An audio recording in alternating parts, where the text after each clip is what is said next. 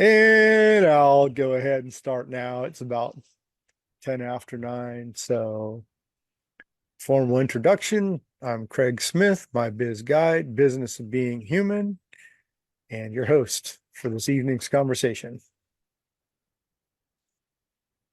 Um, yeah, so overwhelm, and undoing the overwhelm. I think this is actually a pretty sensitive topic. I think people, yeah, I think it's a pretty sensitive topic. Uh, out of all the things, so, you know, trigger alert. I mean, trigger alert, it's a catch 22 because if we don't address the issues, how do we work on them? And so, that's always an individual thing. If someone's up for the conversation, great. If you're not, great. Um, but that's always a balance on how to address issues without recycling them. But they do need to be addressed, and I have some tricks for that. Addressing issues without recycling them. So if anyone wants to message me directly, feel free. Uh, yeah, so the overwhelm, what's the difference between being busy and being overwhelmed, right? And I'm going to rely on my helpful assistant and co-advocate Griselda here. Since there's just Hello. just a few of us on the live stream, but I want to do it because someone might be eavesdropping on Facebook that really that gets some benefit out of this conversation. So and just because there's not a lot of people here, you never know when something's going to resonate with someone that's really going to make a difference. And I've heard good stories about musicians playing to only like 3 or 4 people in the audience, but still gave a show like it was 30 or 40,000 people. So we're going to keep Hmm. that in mind. You never know when something's said in these conversations, it might really help someone. And so, we'll just keep going, even if it's just a couple of us. And honestly, sometimes those smaller conversations are really good. So, and I know Gray and I have talked a lot about these things, so I might lean on you a little bit more, and quote unquote model the conversations just like we do without the video. I was gonna say just like we do without the video and almost lost video. So Don't don't do that. co-advocate Greg Criselda, what do you think about what's the difference between being busy and being overwhelmed? Oh, big difference. Being busy and being overwhelmed. Yeah. I think when you get your brain to be busy, um, it definitely true busyness and getting stuff done, doing things on your goals, or even if they're short-term to-dos.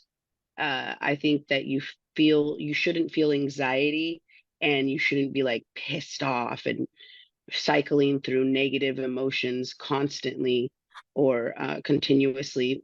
If you're getting stuff done, you're doing stuff, you're busy versus you're overwhelmed with the stuff that you want to do and achieve.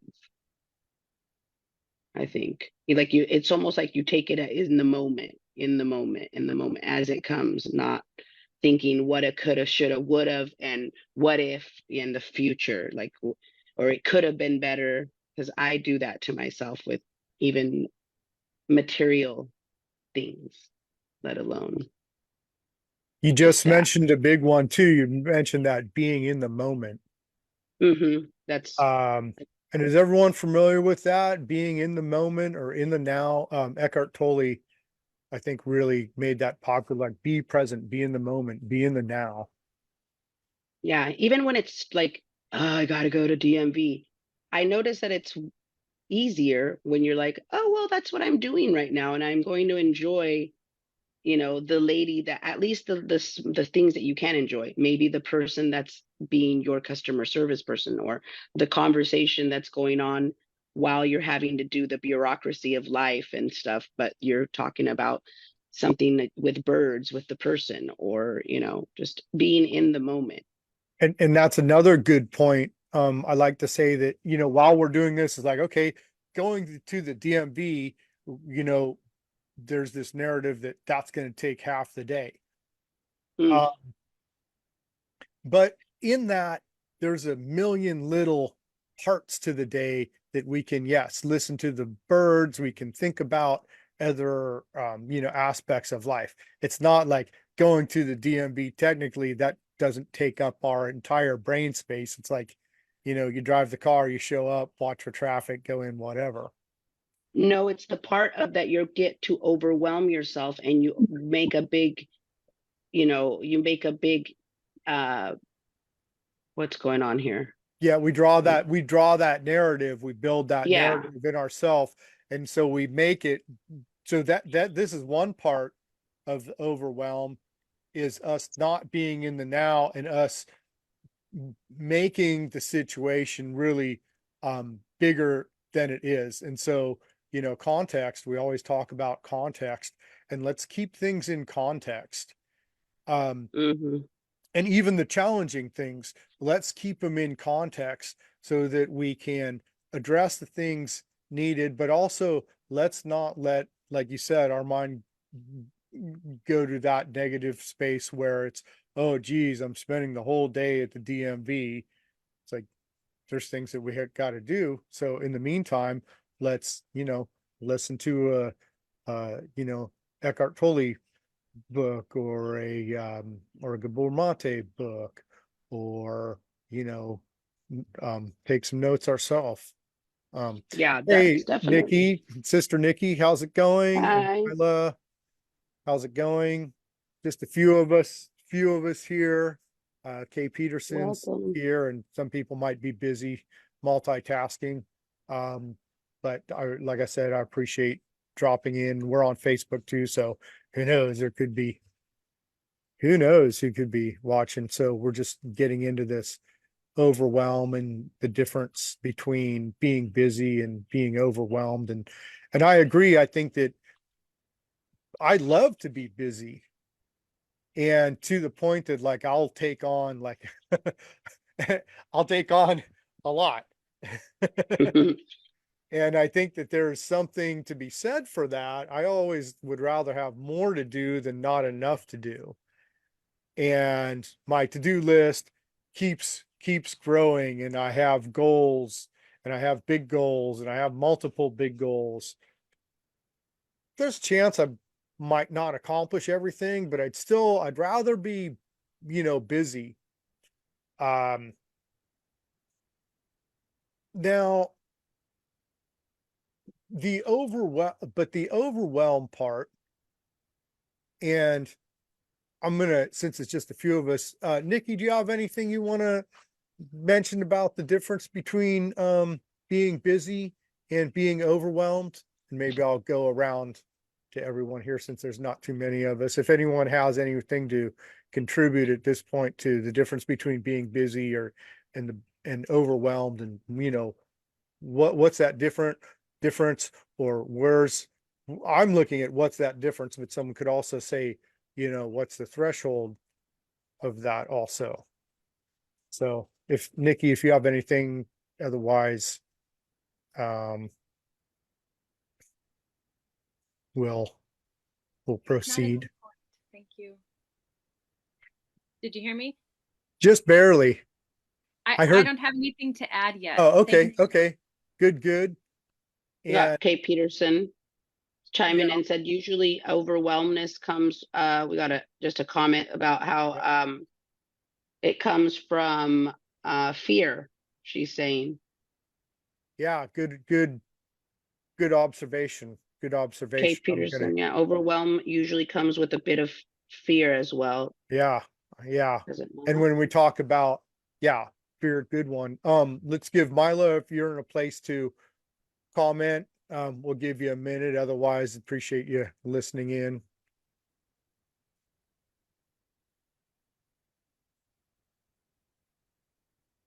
Okay, so I think Mila is just listening at this point.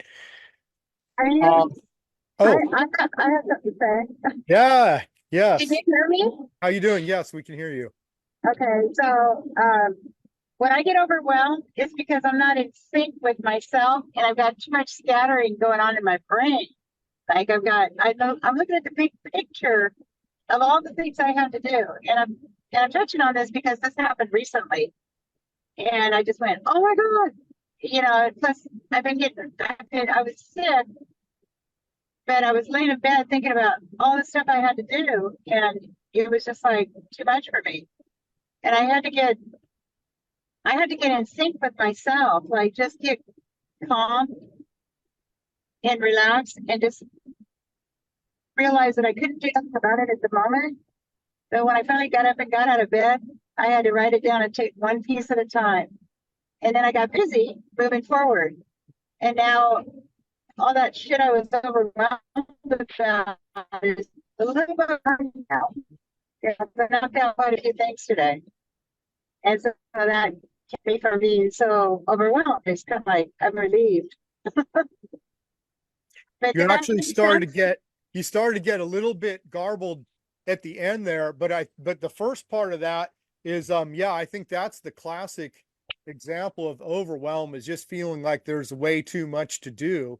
And also, you know, Mila addressed it, is that the efficiency in prioritizing and taking it piece by piece is a huge component when we talk about overwhelm in the general aspect of things. And I like the analogy, you know, what's the best way to eat an elephant? One bite at a time.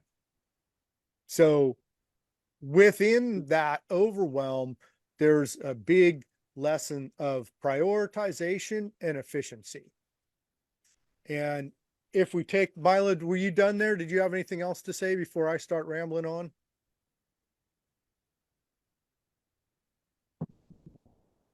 What'd you say? I'm sorry. Oh, I just asked if you were finished before I started rambling on there. Oh yeah, I'm done. That's all fine. And there was a little fear involved in there too, but now I'm fine with it. So yeah, that other person was right about fear being in there somewhere as well. But Sure. anyway, that's it. I'm done. Okay. Um, yeah. I think, you know, when we say, oh, I've got so much to do, and, the anxiousness of getting it all done, you know, fear that we're not going to get it done, whatever this may be, kind of using some broad spectrum terms here. And also depending on the tasks at hand, I think has a lot to do with the overwhelm. You know, if it's things that we know that, you know, I'm not going to get all shopping done today, but I can do it tomorrow.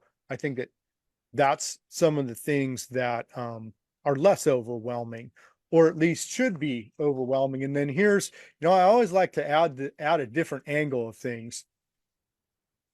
And, there's a lot of things in contemporary society that are overwhelming on their own.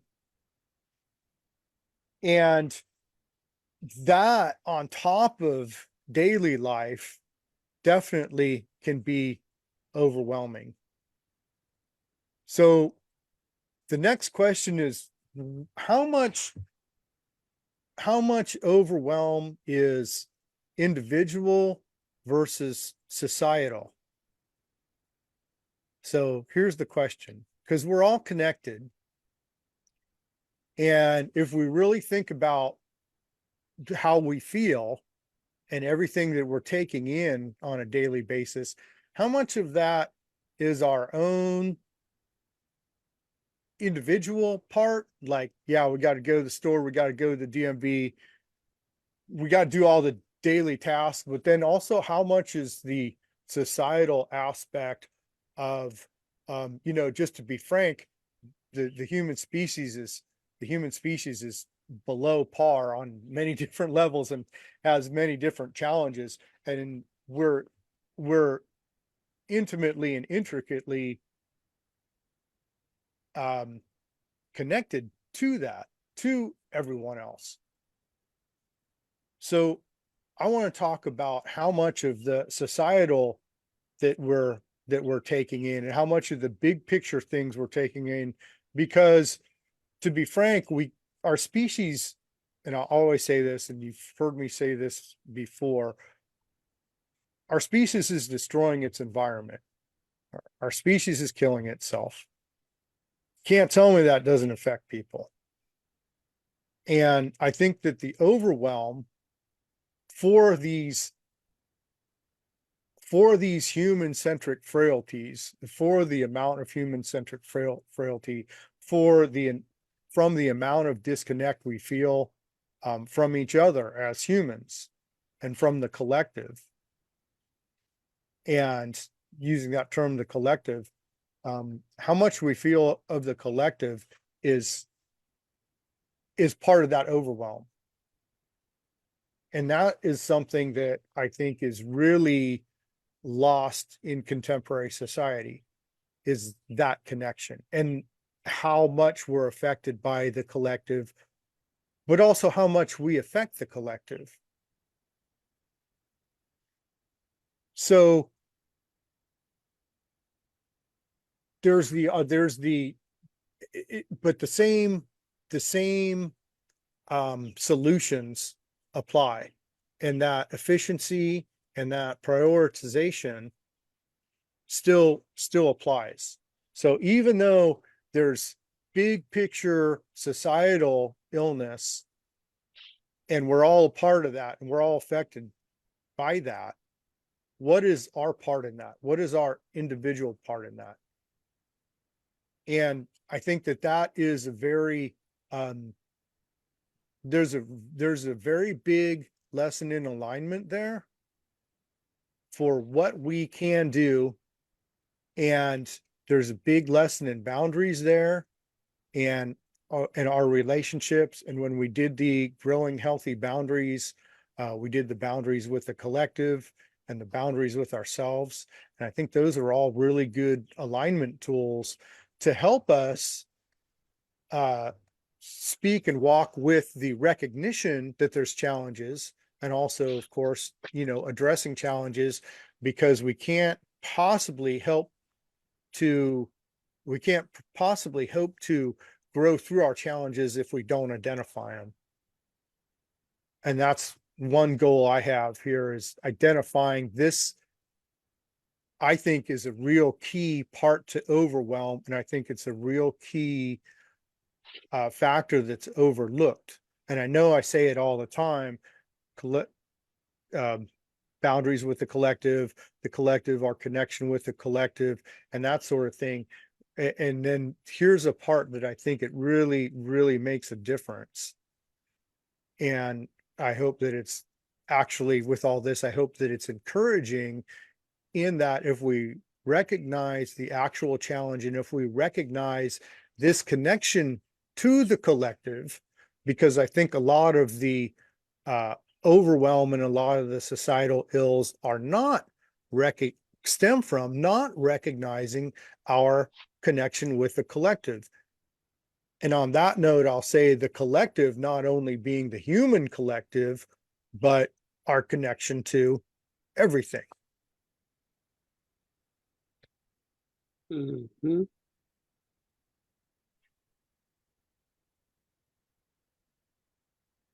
So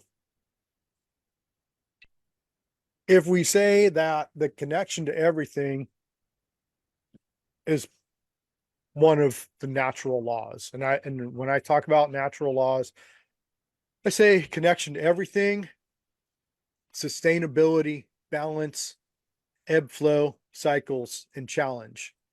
Like, those things are just naturally occurring and part of life. And so part of life on this planet. So if we're obviously part of life on this planet, we have that connection to everything. And humans, yes, we definitely have some intricacies and some differences and some unique dynamics going on, but to ignore that part, to ignore that part of us that's connected to, that's to ignore that part of us as individuals that's connected to the collective. I mean, say it out loud to yourselves. It's kind of a big thing to ignore. And one thing we know about embracing challenges, was that last workshop? Yeah. Embracing challenges, one thing about challenges is identifying them is super critical. Because if we don't identify challenges, what happens? I mean, that's like one of the quintessential things of being human is pattern recognition.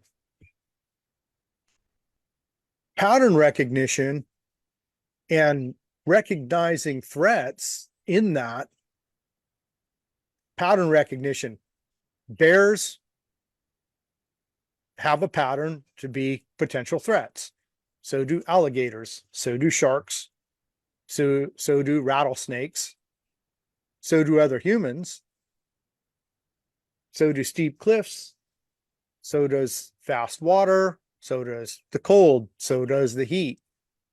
So those are all pattern recognition of threats.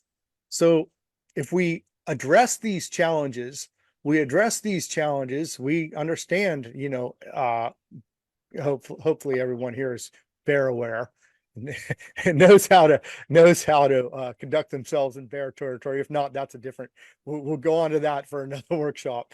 But, take water if you're going to be heat, dress warm if you're going to be cold. Be careful around steep cliffs. I named some wild out. Watch out in rattlesnake territory. Wear knee-high rattlesnake boots and walk more slowly, walk more cautiously. So all those things we address, and we address toxic traits in individual people, right?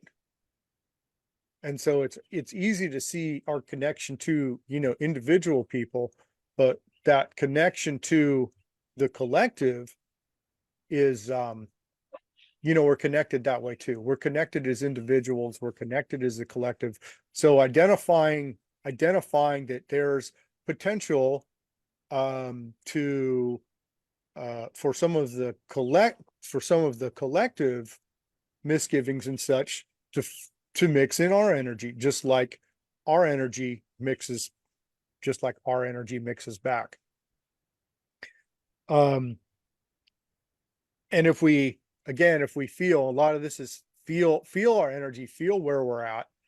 And I'm going to say that on that note, people that experience overwhelm are the people that are more connected to the collective.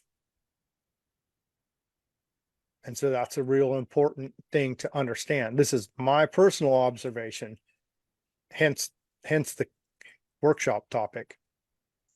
People that are more in tune with their environment, if you're in tune with your environment, you're going to be in tune with the things that we choose and the things that we choose and those things that we'll say are nice things. And then, but also the challenges too. There's responsibility with being tuned into our surroundings, right? If we were, or I say I'm outdoor guide for the inner environment, right? But to use these analogies as an outdoor guide,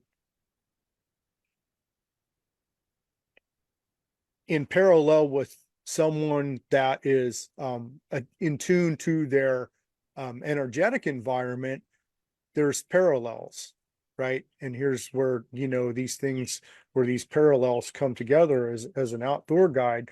I know, here, this is how, as a collective, here's some good sound ideas on how to behave how in bear country.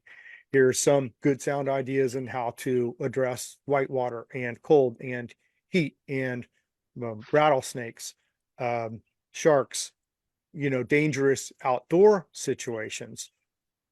So that's the outdoor guide part.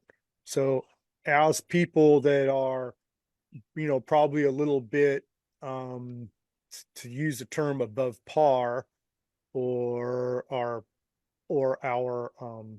own our own niche, our own attributes to Right.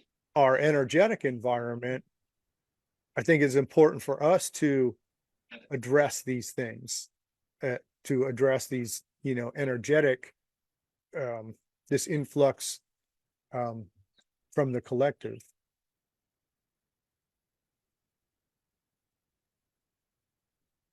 So, and that gets back to our boundaries, and the growing healthy boundaries, and the boundaries with ourselves, and just recognizing that we are connected. So that's something that really is important to happen when we talk about healing our species and healing our society, is regrowing that understanding of that connection, because we're connected no matter what. That's a naturally occurring thing. We're the same species. I can have conversations with people I've never met before about addiction, because we've all had those same feelings, and about trauma, and about bass fishing, and about bear awareness, because we've been in these situations. So we have all these commonalities as humans. So let's address these things. So at one end of the spectrum, we have the people that are very vigilant about the energy around them, and the people that are not so vigilant about the energy around them. All right. Understand, if we're all connected, and one demographic, everyone knows what osmosis is, right? Osmosis, the flow of a higher density to a lower density. So in science, they say through a semi-permeable membrane. So if you have a piece of cheesecloth, for lack of a better example, and you've got water, it probably needs to be a little bit tighter weave than cheesecloth, but you've got water on one side and no water on the other side. The water on one side is going to absorb through that. So if as individuals, we all have a semi-permeable membrane with each other. So Zelda, do you understand semi-permeable membrane? I'm trying to think of an example. I think in science we use like did we use like lamb skin? I think a skin is a good example. And even with our skin, things can absorb, but it's not like a free flow. It's like an absorption. Like if we had a tight weave of canvas and we poured water on one side, eventually it would soak through the canvas and go on to the other side. So it's a higher density moving through a semi-permeable membrane into a low density. And so if we think about on an energetic level, we all have that semi-permeable membrane, and we have this osmosis going on with the collective, and we all have this ebb and flow, right? Another one of these natural laws, this ebb and flow, where again, if we pay attention to what's happening with our whole self, with our holistic self, we can feel that sometimes we're more in tune with the collective, and sometimes we're more introspective. And those things, and that's that ebb and flow. And we think about the tide, right? I have an example We of have maybe a that. natural, yeah, well, we have this, if we think about the tide, what happens is what it washes, it recedes, and new growth happens, and then it washes in and refreshes, Mm, and the tide refreshes. So the tide's coming into us as individuals and out to the collective, and every individual and out to the collective. And so the individual's energy is washing into the collective. The collective energy is washing into the individual. This is why I think it's super important to understand these natural laws, and that's ebb flow, balance, challenge, sustainability, connection to everything. Now we can get to understand how life is actually functioning, and we can kind of start to see, oh, look, here's these patterns that are in us because we're on the planet. And so this connection to the collective, if we have this stuff washing in us, and we know we feel it when we go out in the world, right? I'm in my house right now. I can raise my energy. I can have all kinds of nice little comfort zone going on. The second I step out and, go down to the go down to wherever I'm going and start seeing different people, that goes away. That gets sucked up, basically, is what happens. And same thing. And we understand this with individual relationship with narcissists, that ebb flow where we grow something and then it gets sucked up. I'll pause there for a second. And Griselda, did you have something that you wanted to? I guess I exercise, and I've been starting to exercise that osmosis that you described, because I see that as a collective, humans find challenge in the bureaucracy of what we have to do that's in the digital world and what the government requires, or, you know, it could be an array of things. But I find that a lot of times are you bitching or just complaining about it? Because these are not super challenges. Are Right, you just complaining and right. complaining and complaining, or because technically this isn't a challenge?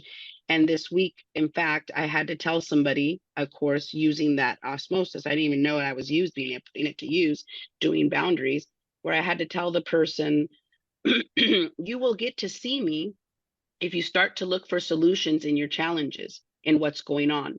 Start to look what dots you need to connect or check off for you to meet your goals, to turn those challenges into accomplishments, and help yourself. Do not leave your autonomy and your individuality in the lives of other people's hands, or in the systems of other hands. It's, in the system in general. Otherwise, you will not get to see me, because I don't have time for that bullshit, on, and it's like, okay, are we just complaining to complain, or are these Mhm. actual challenges? Because I've met some real challenges in my life, currently, past, will have more. So that is just, people turn a big, I don't even know if I'm saying this right, turn an anthill into a molehill. Is that how you say it? It's like they get Yeah, or a molehill overwhelmed. into a mountain. Molehill, yeah, that's an ant hole whatever, into a whatever. molehill. This But is but my but but wait, cell there's a coming in. faux pas there. Let me say, there's a faux pas. I just got a message for both the Ant Nation and the Mole Nation saying, "Hey, don't use their home as derogatory for your own Yeah, shit." hey. So, but The little dots are the little ants, it's the instead of being people. overwhelmed with it. Yeah. But yeah, exactly. In people's relationship with challenge, again, one of the last workshops at Embracing Challenge, are we solution oriented? And if Mm, you talk to me, solution. we're solution, like it's got to be solutions. And it's got to be solutions. If you start talking to me about challenges, I'm gonna start that means you're involved in a conversation that's solution oriented. I am not just, it's like Yeah. there's a time to be like, oh yeah, hey, this was a hassle. Okay, a time or half a time or maybe Or twice. to to but figure out solution. Maybe you need to vent so yeah, you if you can come need to up with vent, yeah, solution. let's get it out, but then let's get on with it. And what you were saying about that losing our autonomy, that's exactly, and I've gone through this today, literally. But when we blame, we give our autonomy away. And a lot of people, when we talk about that connection to the collective, by the way, this is really about the collective, this overwhelm. You know, because I think this is the part that really gets people. Otherwise, it's just a bunch of work to do. You know, it's the thing that as a collective, we've got real work to do, and real important life and death work to do. And the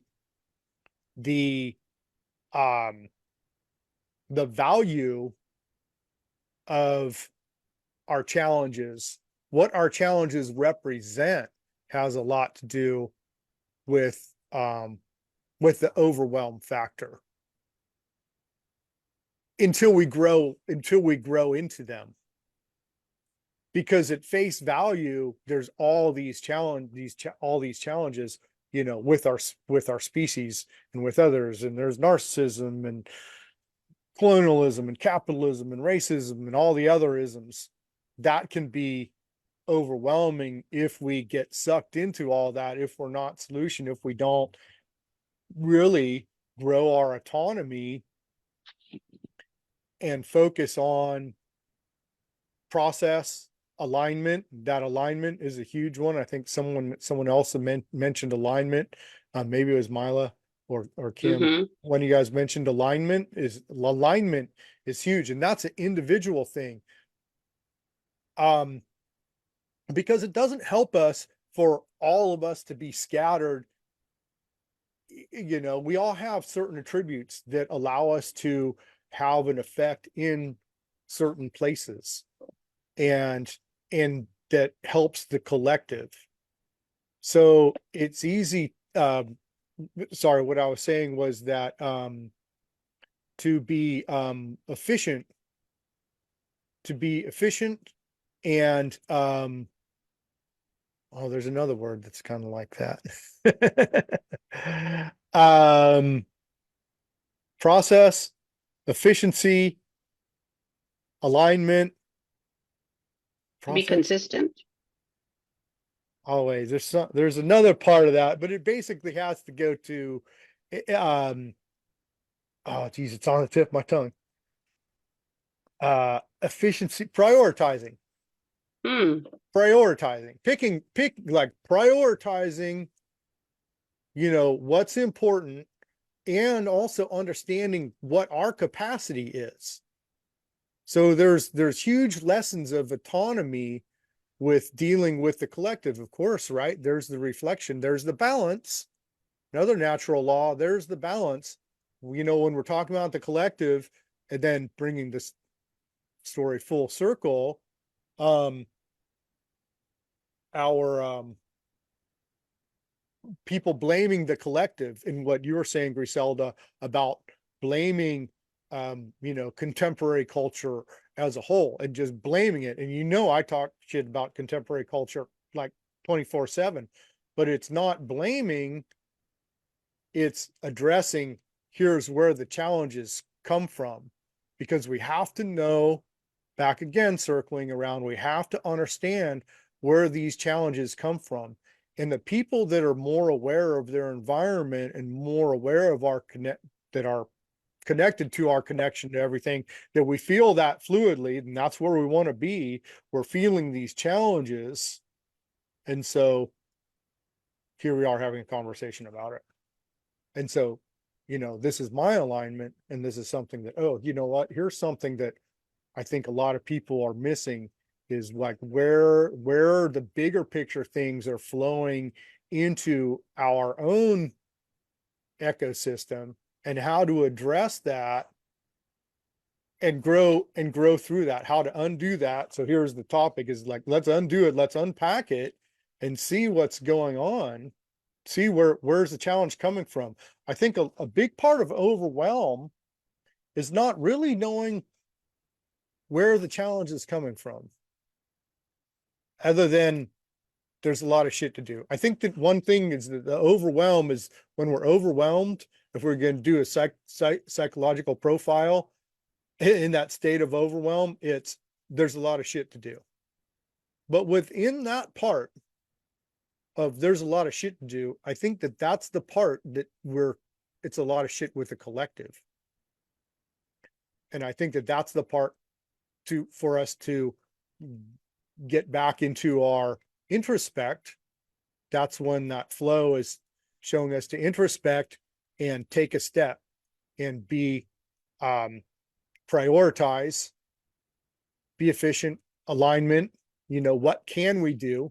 Because one thing that is not effective is spreading ourselves too thin. And one thing with overwhelm, and when there's a lot to do, and one of the catches with overwhelm is if we don't have those boundaries, we spread ourselves too thin. And what happens? Nothing. So we have a limited amount of energy.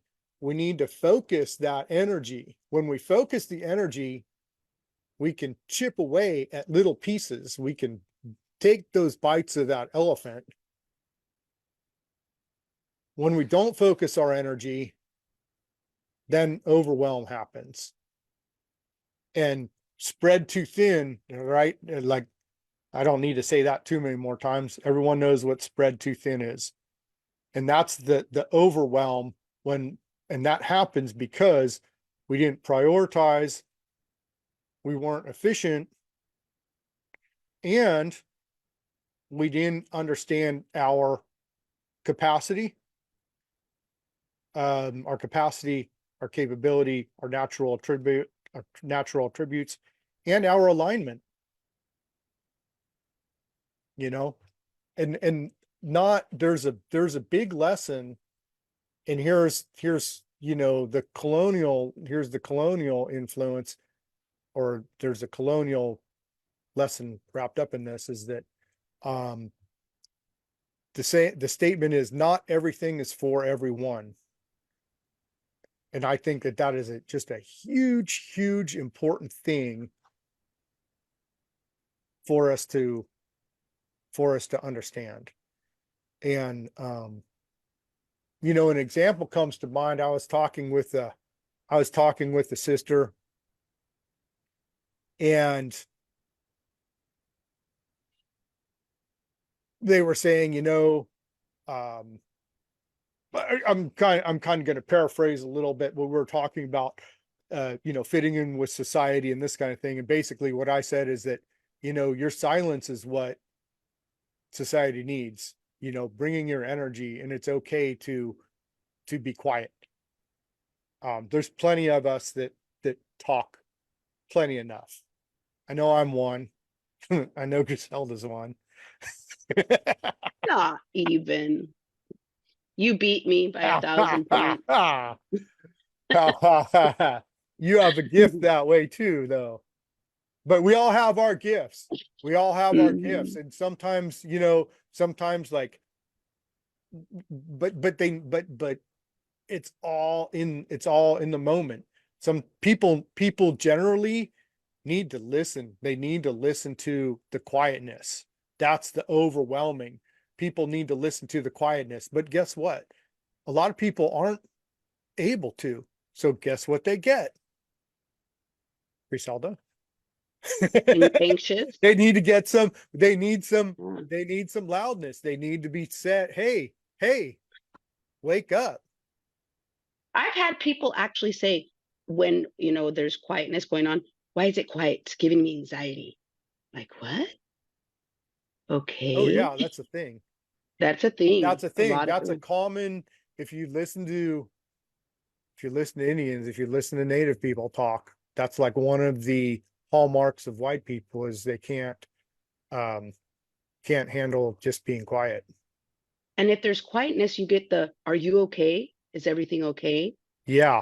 And Yep. I've Yep. noticed that in society, even amongst friends, peers, I've told Kraig, I've spoken to him about this, of the anxiousness of just being quiet. Or I grew up in showing love instead of, are you okay? I love you. Don't I love you? I love you, before and after leaving to the store. It was more, I didn't say that, nor did I hear it from my parents or my siblings, because we showed each other with action, like a lot. Like, and it was just on a Tuesday, I might have saved my little brother's life. It's like, okay, dude, I love you. But nor did I ever say that to him till we were in our 30s. Hmm. So Yeah, understanding our individualism. mhm. I can't tell how the chat is. I want to be Nikki, did you write this? Is this for public, this chat here? What you said? Yeah. So overwhelmed sometimes because we're not sure what to do or if it's possible to solve the problem. Solution. Okay. Um, you know, there's always, it's just, there's some things that it's always, every challenge has a solution. So it's always possible. So there's that. Finding the solution requires intention. But yeah, that is, not sure what to do. Of course, that's going to be, variable depending on the situation. But I think that one core thing is for us as humans, what to do is what we're doing right now. Is like, we need to understand the intricacies of ourselves, of our species, and how we actually work, like how we actually function on this planet as organisms on this planet. And I always point to, with all the challenges, point us towards the mirror. The challenges, because the challenges are within our species. The challenges that people have is not because of the water, not because of the trees, not because of the elk, not because of the worms. It's all human centric, and it's all, between the ears. And there's that thing back there. Where is it? If I could point that thing, it's all that thing. It's all right there. And we all have one. So we all have, like, there's our scratch paper to figure out what's going on with us. And that connection to each other is critical. And that connection to when I say each other, I mean including the worms and the elk and the trees and the rocks. But definitely the human centric part is the challenging part with all those relationships. And people that don't, when we started this talk about osmosis, the people that don't recognize the osmosis are the ones that are the challenging ones. They don't recognize, people don't recognize what's flowing through them, what kind of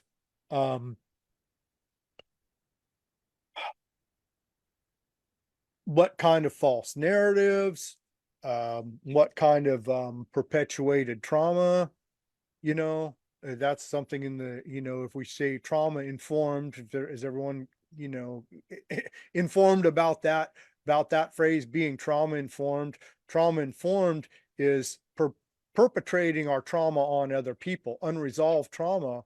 One of these hallmarks of someone that hasn't done their introspect, that hasn't, dealt with their shit, is that it's perpetuated on other people.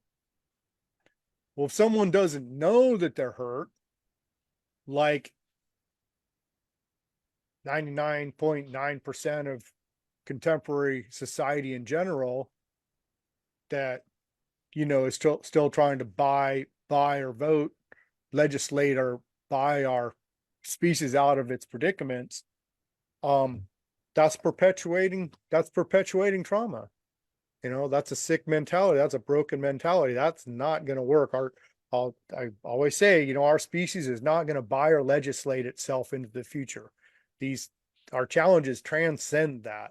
But when people's focus is government money clocks, say it again and again and again and again, when people's focus is there, and if that's their highest, level of focus, then yeah, that's perpetuating trauma on to everybody that is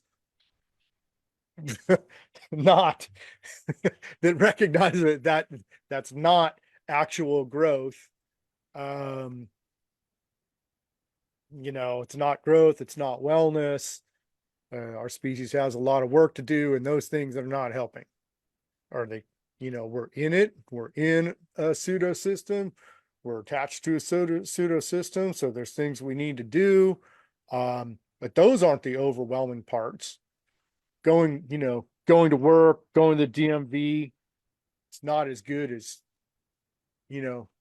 going hunting and gathering, like our species developed for 300 plus thousand year existence of the species and the 3 million plus years of the genus, if you want to say science.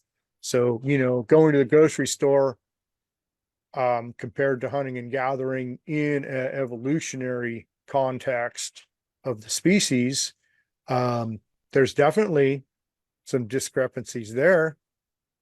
But even those things on a day-to-day level, they can be a challenge. But that real overwhelm, I think, comes from that collective and the people that feel that connection to the collective and feel these bigger challenges.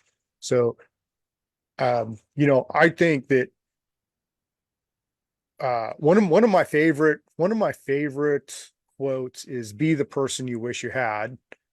And so with that, I like to say these things to, it's not about, right, wrong. This isn't, peer reviewed, independent party data that we're accumulating. It's these conversations, to have these conversations about ourselves, because it's a thing. And if we don't recognize that it's a thing, if we don't recognize we have challenges, Addiction 101, lessons from addiction. What workshop was that? Lessons from addiction is to understand there's a problem. First, admit there's a problem. Most of society has not admitted that there's a problem yet. Welcome to America. Headlong, keep on going. Oh, lessons from addiction 101. That's just addiction again. It's the mentality. So we're looking for embracing the challenge of addiction, embracing the challenge of trauma. Right. Admit that there's challenges in our species and understand them. And then there's that understanding. Here's that. I'll do this little thing now. Understanding is the soil, and an idea is the seed. Intention is water, and action is the sunlight. So growing healthy soil, if we talk about growing healthy mental habitat, what workshop was that? That was a couple of workshops back. See how all the workshops kind of go together? Embracing challenge, lessons from addiction, growing healthy mental habitat. This is actually another growing healthy mental habitat. But see, it's not just these things that we can integrate into our life. We have these conversations, and growing these little tips and tricks. These little tips and tricks are the seeds. These are the idea. So we're adding soil with this understanding. We're adding understanding to our mental habitat. So we're growing healthy mental habitat. And then the intention is the water. So we keep bringing these things back up, reminding ourselves and giving ourselves intention, intention, right? And then that allows for our alignment, and then for our purpose to come to fruition through our action. That allows for our action to happen. When we grow a healthy mental habitat, when we grow a robust understanding of all these things, it facilitates our actions better. If we does it. Right. Right. When you said they all go together, I'm all in my brain. I was giggling because do they all go together, from keeping me out of prison. Right. They all went together, and then I put the sun in there with the action, and implement these things because I didn't run over the dude at the grocery store or whatever. Right. They all You know, go and if we know, together. right, and if we know lessons from addiction, and if we put ourselves in the place where I say that, we're all wellness advocates, I say this, but if we use that lessons from addiction model, we're all addiction counselors working with active users. So if we see that government money clocks is not going to buy or legislate our species into the future, but everyone else is still trying to use those ideologies, and we see that, and then we could, it's a sickness.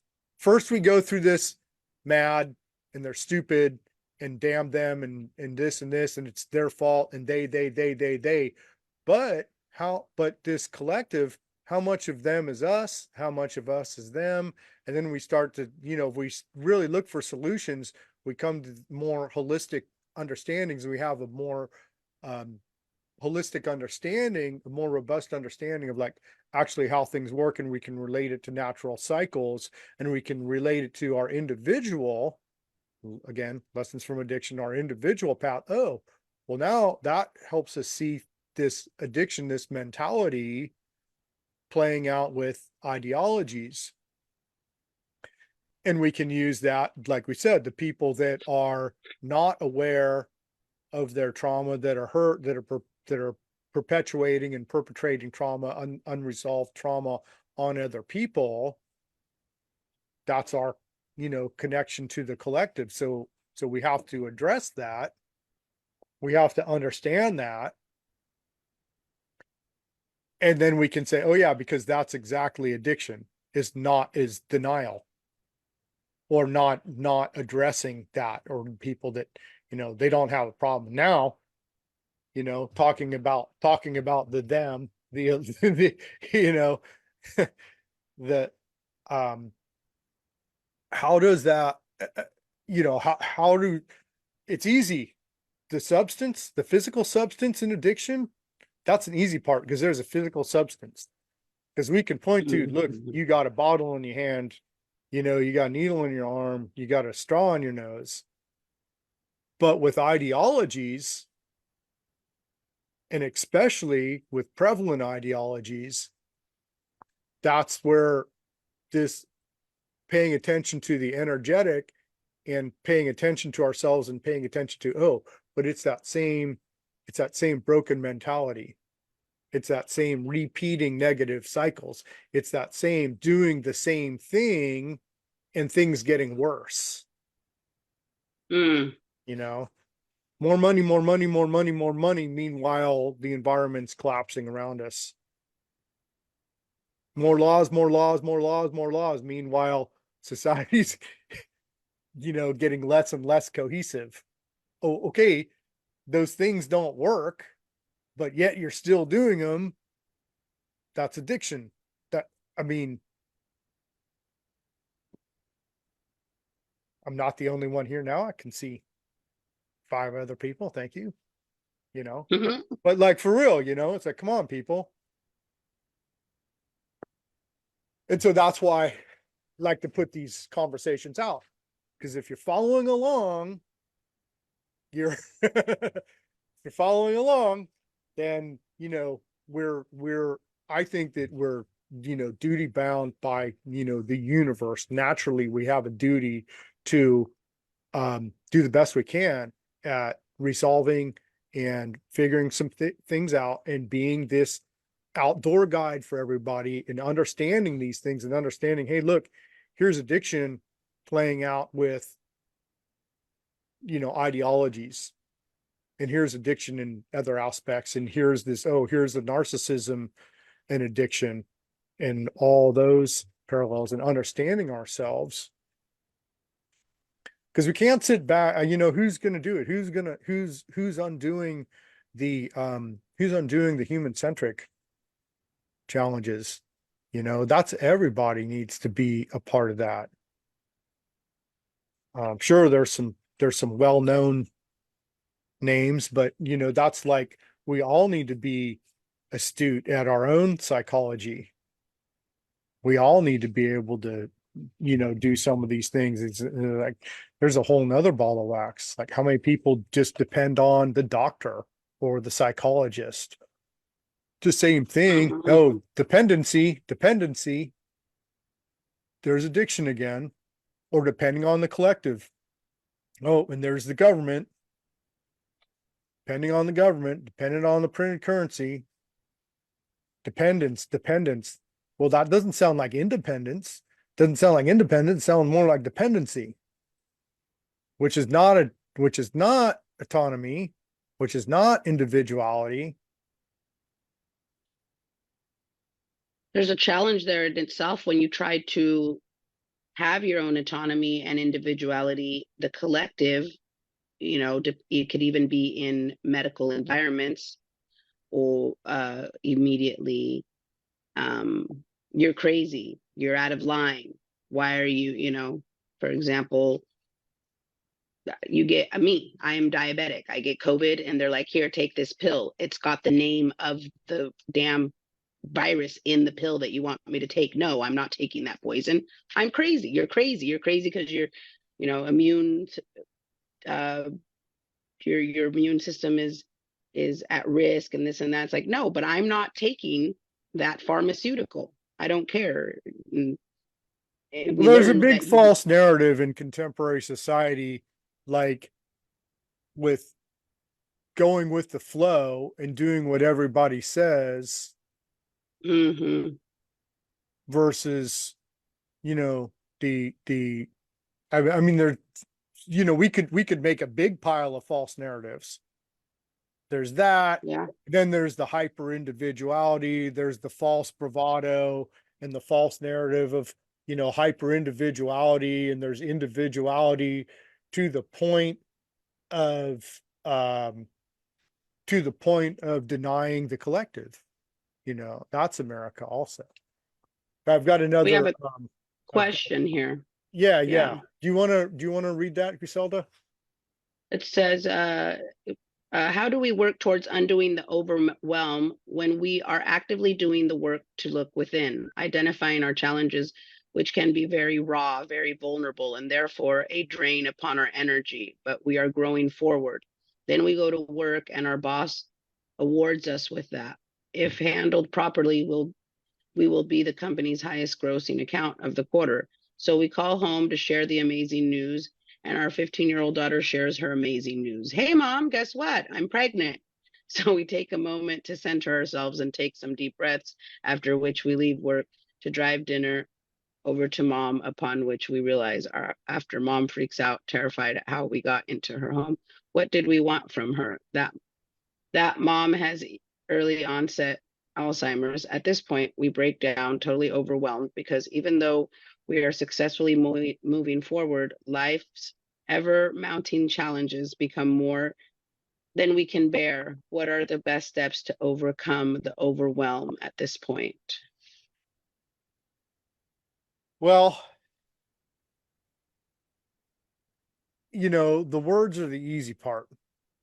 So saying the words to address like that level of challenge, and I understand like some people have uh compounding things happening, and some people have physical things and emotional things and financial things and all these things compounding.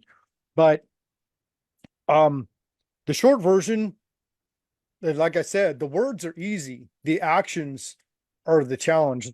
It's all um going within, and that challenge to mediate ourselves, the challenge to not get our emotions too spread thin on other things. So understanding where our energy is going is super important. And that's when I talk about, business and business corporate wellness, but it applies to everybody. This lesson, it's energy is our first commerce. So understanding where our energy flows out, and then, oh, guess what? Here's the balance we're talking about. We're understanding where energy flows in. So we've got energy, we've got energy flowing out through trivial stuff, through ideology, through, even not being intentional, is to say, the kind of general thing. If we're not intentional, if we've got energy flowing out and, we're kind of limited anyways, it's really important to go within and to go through that process of grounding ourselves in alignment. Alignment helps, because all those things, all these things, first of all, we got to get rid of the narrative that it's happening to me. And that's a big one for some people, but you can't take it personally. There's a challenge. It's not like, I'm using general statements, but it's not like there's a boogeyman that's just giving you all these challenges. There's more to it. There's an alignment. There's always lessons. There's always alignment. And understanding our emotion and not letting our emotion flow out, even under the most challenging of circumstances, is a human lesson. If a bear charges us in the wild, don't run. You have to stand no matter what. And so that level of our emotion is important. And I think that this is a universal lesson. And since, if we talk about ourselves as a species, in which I've got a background in fisheries, forestry, wildlife. So that's why I talk about things on a species level. And I think that talking about things on a species level, or humans on a business level, when I say the business of being human, to put our challenges at arm's length and look at things objectively. And that's the whole thing. Business of being human, is looking at ourselves from, a relaxed state, get ourselves in a relaxed state and look at ourselves objectively and see, where is our energy going? That is a key thing. Again, energy is our first commerce. So there's going to be these universal lessons to maintain our energy. The universe is telling us, don't get overwhelmed. Okay, how? Let's talk about that. Well, part of that is just our energy management, right? If we have energy management, then we know that we can't get spread too thin. No matter what it is, we can't get spread too thin, because that's not helping anything. So at its core, there's an energy management component here. And this is one of the things that in contemporary society is horrible at, because we don't have challenge. Contemporary society is horrible at embracing challenges. When we embrace challenge, we have at its core our own energy management. And we'll, back to last week's embracing challenge, here's traditional societies that voluntarily integrated real challenges into their culture on a regular basis. And our species, and all species, have real challenges. The challenge of life or death facilitates life. So somewhere, there's an overwhelm connection there also. Because if we're not challenging ourselves, and it's a challenge to get the challenge that we need in contemporary society. How's that? But that doesn't negate the challenge. We still have to do it. Just because it's not something that we can buy at Walmart, this is why I have these conversations, because we can't go to Walmart and say, hey, contemporary society hasn't been conducive to embracing challenges.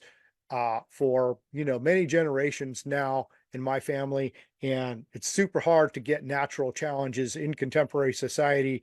What aisle is that on? It ain't like that. It'll come in a tout. Hence, yeah, yeah, right, exactly, exactly. So that's why, that's why we have these conversations, because there's things that you can't buy at Walmart, and there's things that it takes intention, and it takes time, and it takes dedication. And in nature, not everything makes it. Most life doesn't. Out of 10,000 salmon eggs, 6 hatch to adults, So like our wellness, that said, whatever happens, engaging the challenge is always, there's not an option. That's the way to go. You want to engage a challenge, and you want to look out for challenge. Now, I just said there's a place, I said there's a place where challenges are potentially coming from. So my recommendation is check. Are there challenges? Maybe not. Not my experience, hence the conversation. But I'm just saying, hey, look for challenges coming in here from some place that you might not have looked, as outdoor guide, as something that, again, hence the conversation, this overwhelm, with the collective. Most people are taking in the collective. Most sensitive people, if the common, if you describe yourself as sensitive or empath, and I don't like any of those words, by the way, but they're the common words. It's just normal. But if you pick up on things, you're picking up on the collective, and a lot of overwhelm is there. And the collective also demands attention. Okay, what did we say here? Narcissism, colonialism. Narcissist demands attention. Colonialism demands attention. The collective is mostly contemporary culture, colonial culture, demands attention. But it's the collective. So talk about being spread thin. If all our energy is going to the collective, right? Is it time to discuss what the collective is? So the collective, when we're feeling the collective, when we say the collective, that's an average of everyone. And what most people feel is that's an average of kind of what's close to them spreading farther out. If we talk, and the way I say it is, I say the collective in, like North America area, right? And maybe there's a little bit of colonialism, coming in through but like talking to people here, we're talking to people, the collective, or as a species, the collective. But that's an average. And basically what we're doing is we pick up the energy and we translate it. So that's like that collective. So what is the narcissist wanting? They're wanting your attention. They're wanting the deepest part of your attention. Everyone has had this experience. If you've been in a relationship with a narcissist, the first thing that goes is your emotional wellness. And when people talk about energy vampires, it's the part, when I don't like that terminology either, but it's the part where someone else is not growing their own healthy habitat, not growing their own wellness. And so they energetically stick in an attempt to get that wellness, because we feel that from each other and everyone needs it. So introspect. We're always getting back to introspect. Okay. So there's the narcissist example. Here's our connection with collective example. The collective is saying, nurture me, nurture me, nurture me. The narcissist is saying, nurture me, nurture me, nurture me, nurture me. Boundaries with the collective, boundaries with the narcissist. This is why we say boundaries with the collective, because the collective will squander all the nurturing we give. So it's super critical to not let our energy, and by our energy, our nurturing energy, our good energy, the energy that we need to grow from, because our nurturing, our vulnerability, those things are at the same basic area in us. And we grow from those things. We grow from our vulnerability, we grow from our nurturing. So when those things go, we're not growing, right? And this is why we pay attention. Our relationship with a narcissist gives us this information to look at. It's not just us and the narcissist, it's everyone's having the same issue with a narcissist. Oh, that means it's a collective issue, it's a societal issue.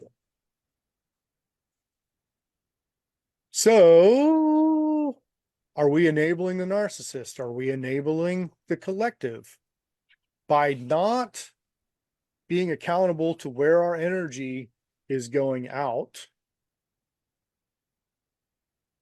we're, in one aspect, enabling the situation. We're perpetuating the situation. So boundaries with the collective.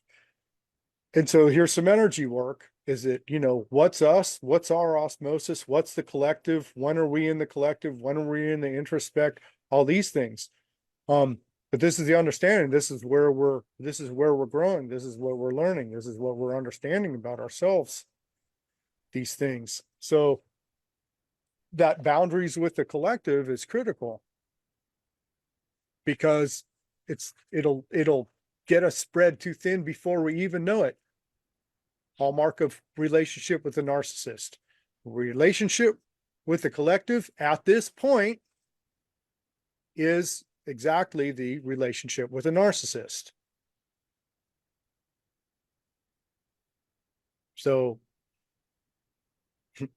they say, so there's that. So it's important to understand where our energy is going, because we don't want to perpetuate, we don't want to stay in this relationship. Boundaries. The good thing is it's easier to make boundaries with the collective than it is individual with a narcissist. Because the individual, we're making an energetic distinction with the individual. When we say the collective, there might not actually be an individual that is actually that average, right? Remember, we're translating the average. An average, if you have, let me try to do my math. If you have 10 people on a level 10 and 10 people on a level 5, your average is 7.5, but there's no one there.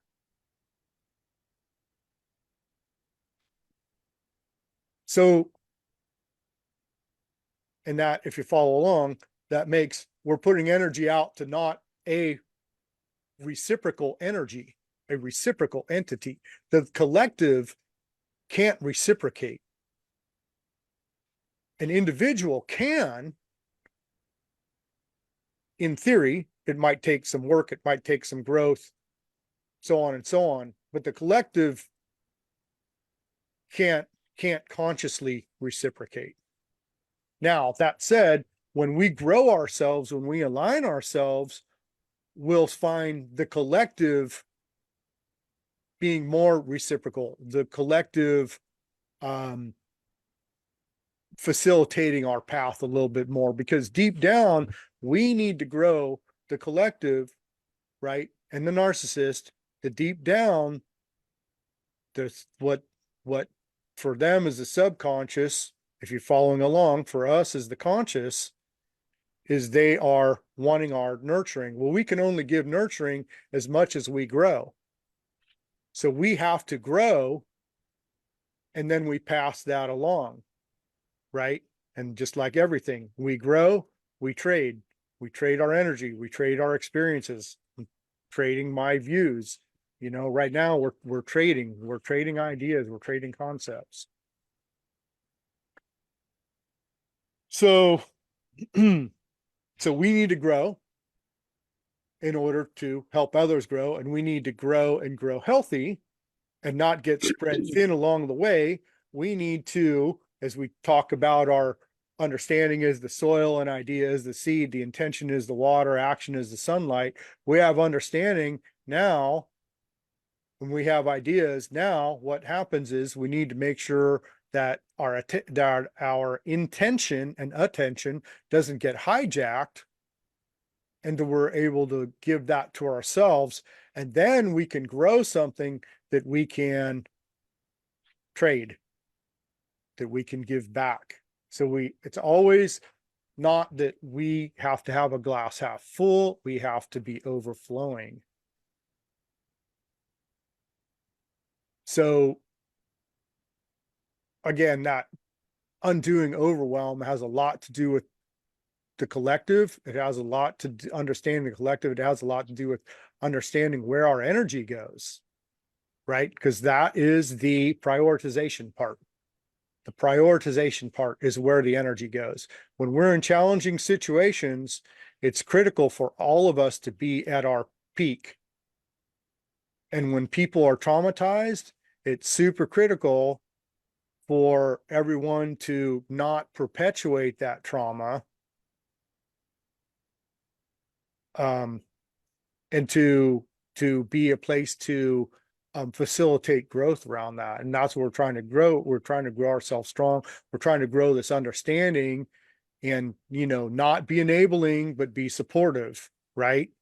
Facilitate a growth. And we're always either facilitating growth or enabling addiction, no matter what we do, all through our conversation. That's our life. We're either facilitating growth or enabling addiction. So we always want to be facilitating growth. And so, yeah, watching where our energy goes. So watching where our energy goes is a huge key. And then, getting back to our alignment, and we're going to get, if we don't do our own intentional growth, we're going to get overwhelmed, because we're just going to get sucked into the collective where all the challenges are and where there's no addressing the challenges. I'll repeat that part. If we don't do our personal development, we're just going to get sucked into the collective where all of the overwhelm is, because none of the challenges are addressed. So in that addressing challenges, look for a challenge to address. It's always better to address challenges. It's always better to address challenges and address them, not just say hi and not just repeat it and perpetuate it, but it's identify the challenge and then start in on the solutions. Sometimes the solution is back again to the introspect. We need to grow ourselves to a point to where we can grow to the solution. It's like, whoa, shit, this is a big challenge. I'll be back. I need to go do some meditation. I'm going to grow myself. I'm going to understand more about what perpetuating trauma is. I need to understand more about what energy exchange is, and this flow and this ebb and flow and this shit about the tide he was saying with the collective and all this kind of bullshit. We need to understand more about that and then get back. For example, let's see here, looking at some of my notes. Alignment. Lately I've been Go I was ahead. just saying, lately I've been telling people, well, you need to grow the understanding of how you're thinking about it, your thought process behind whatever you're Jack Sparrow. overwhelmed about, think about, yeah. Your problem's not the problem. The problem is the problem you have with the problem. Yeah, grow that understanding. Big picture. And then again, when I say, the business of being human is like, put ourselves in that objective mode, use that objective. We all have, objective thought process work, all those things, so we've got different modes of gathering information. Okay, so we've got our physical, mental, emotional, spiritual. Physical, instinct; mental, cognitive thought process; emotional intelligence; spiritual ancestral wisdom. So our cognitive, and I say cognitive growth and healing, our common denominator as humans, and we got, like, oh, where is it? Like that thing right there. That, Mhm. let's put these things out and let's look at things objectively and let's just discuss them and like think like the only way people have gotten to where we've gotten now. The people don't have problems because they're thinking too much. So, let's discuss these things. Let's discuss these challenges. Let's discuss these human frailties and, see what happens. Um, alignment. Alignment has a naturally emotional wellness, has a natural, oh, and then there's my notes. Alignment has a naturally occurring emotional wellness component. Feel it, be in the moment with our intentions, and feel our growth. Our growth supports our efforts. So earlier we were talking about be in the moment, or our growth. Pay attention to ourselves. Energy is our first commerce. Pay yourself first. Support yourself. Introspect. Do these things. And when you do all these things and like, oh, look, I've got all this kind of thing to do and this kind of thing to do and this kind of study, but doesn't that actually feel good? Because we're paying attention to ourselves, right? Just like everyone wants to be paid attention to, pay attention to yourself. You got to pay attention to yourself first. Oh, that common, got to love yourself first before you can love someone else. You got to have your cup full before you can give someone else a sip. It's always that introspect. And this is the conscious part, to consciously make intention to stay with our introspect, because the collective isn't too good with their introspect and they get sucked into trivial shit and their energy goes away and they get spread thin and they're overwhelmed and they're repeating negative cycles and so on and so forth.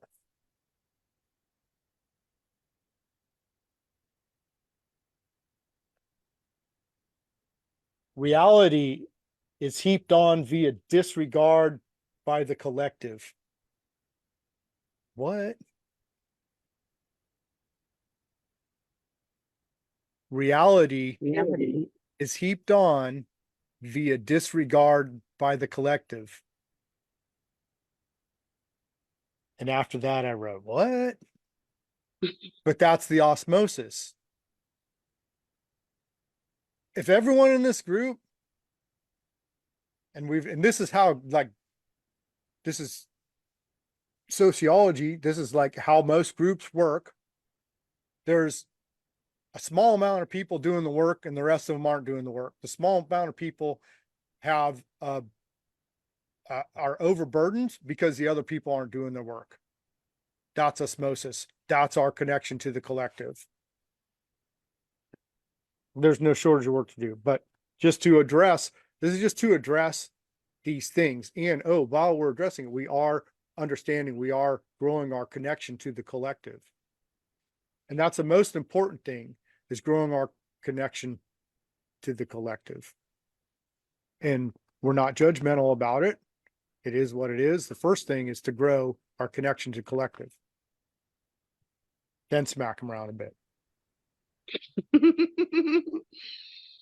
So we You can't got to be like, have a connection first. These Anyways, people, and then we can hit them. These people. And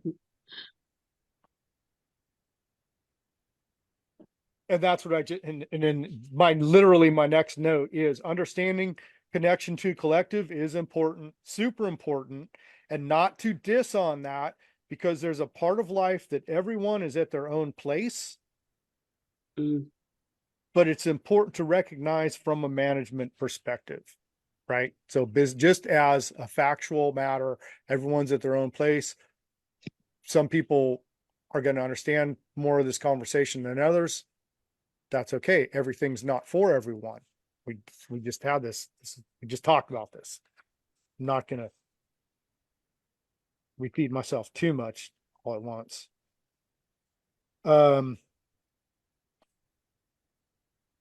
Addressing a challenge requires understanding where the feeling comes from.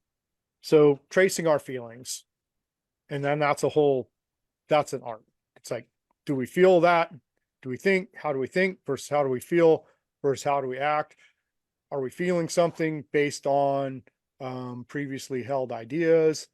Or are we feeling something from direct energy? Are we feeling something from the collective, from an individual, or from ourselves? How many people actually go through that? Well, that's an important thing to do. That's, being human, there's responsibilities. Daily duties aren't overwhelming, but being out of alignment with sustainability and still proceeding forward like everything's okay is. And always not addressing challenges is always going to be overwhelming because that challenge is going to be there. I know Griselda knows this part. The challenge is going to be there. And here's how the challenge is overwhelming. I'll give the short version. I won't give the full length version. We'll save that for later. But the short version is the challenge first to anthropomorphize the situation says, knocks on your door, tap, tap, tap. Hey, noticed you're home. I'm challenged. I got this little thing over here to help me out. When you get to it, I got this thing for you here. Okay, cool. But if you don't answer the door, if you say, yeah, okay, I'll get to it, you don't get to it. Challenge. One of the natural laws that has to be here. When you didn't answer it the first time, or you said you do it, you didn't. Then next time, challenge. Hey, I'm just here to remind you. There's this thing you need to get to. Okay, and then you challenge again. Oh, fuck that challenge. No. Then next time, challenge. Hey, man, not trying to bother you, but there's a thing, man. You need to get to this thing. And next time, and you say, oh, fuck, what are they going to do? Fuck that challenge. I'll do what I want. I'm independent American. Fuck, whatever. I'll do what I want. Next time, challenge. Hey, motherfucker. You said you're going to deal with this shit 4 times. Now I've been over here. This is my 5th time over here. You going to deal with this shit or what? And you still don't do it. Next time, challenge is bigger. get in the back door. Leave it at that. Bigger. Coming like the Kool-Aid challenge man. is important, but dissing challenge and not addressing challenge is always going to be overwhelming. So identifying challenge is just part of the deal. We got to identify challenge. Again, business of being human. We're just identifying challenge. We're just doing some work here. Just doing some work. Let's see here. Yep. It's always more traumatizing to live blind and in a lie than to face a challenging truth. That's just life.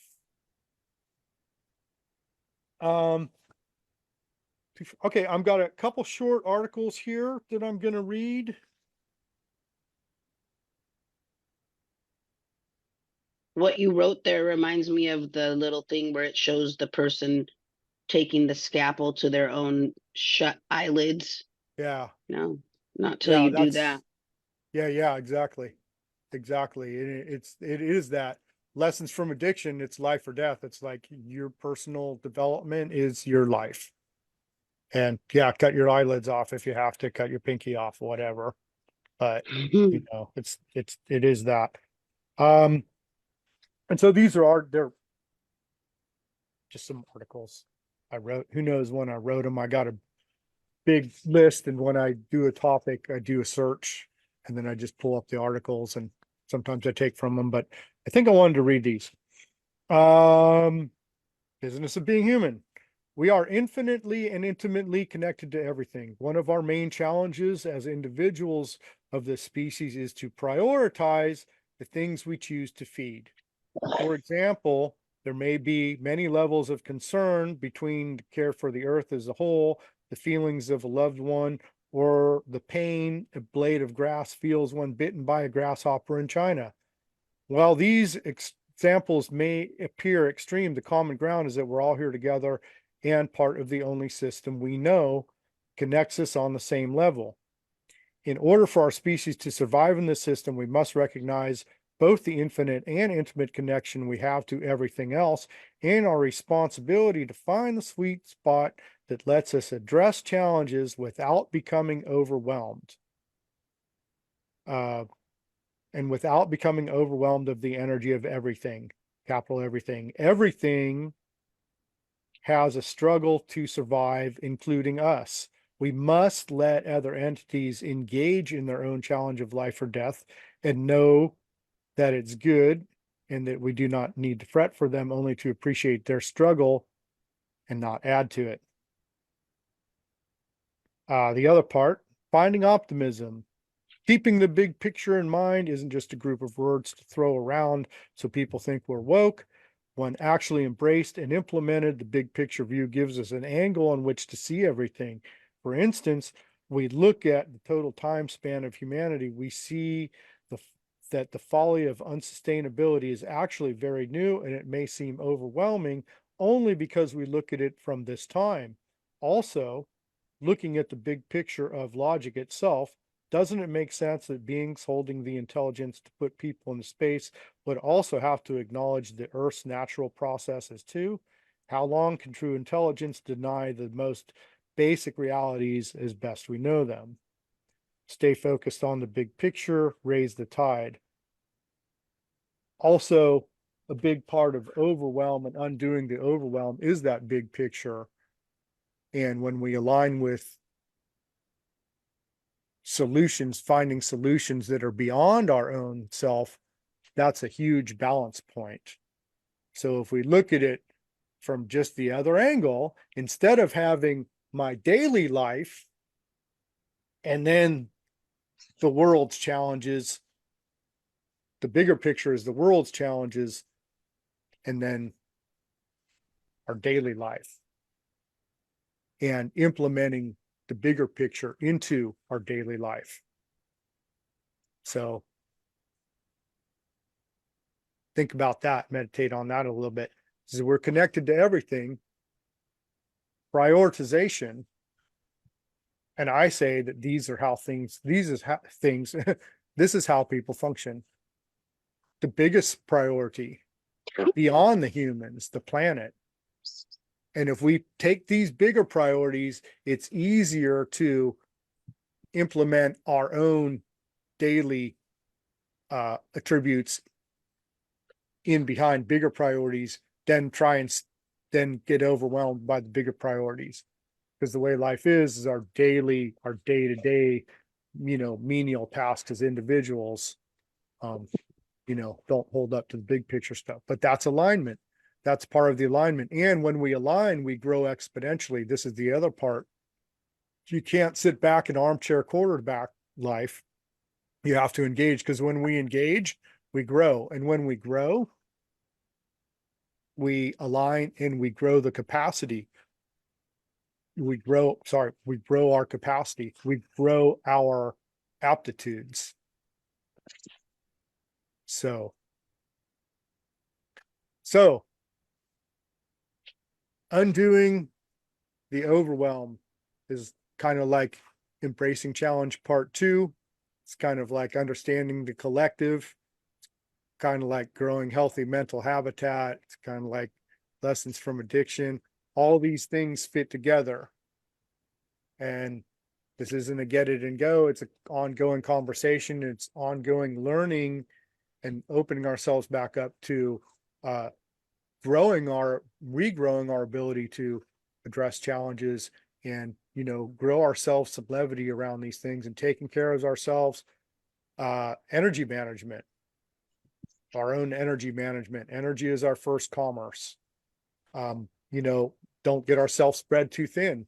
There's part of it that we just need to work on.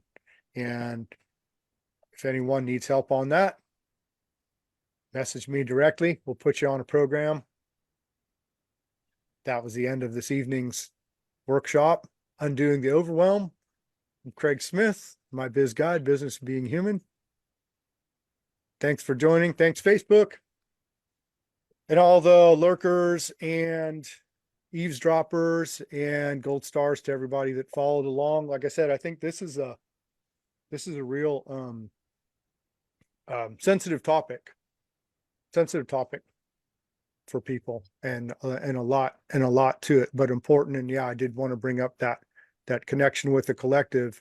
And you know, when are we taking that in, and boundaries with the collective, growing healthy boundaries, these workshops that we've been having, if you follow along, you see where they all go together. So hope to see you next time. And I will, with that, that's just for the Facebook group. Hope to see you next time. I'm dumping the Facebook group, and we're going on the after party. So the Facebook people, if you want to hang with the after party, you're missing it. But we will, I'm going to drop them. Okay. Bye, Facebook.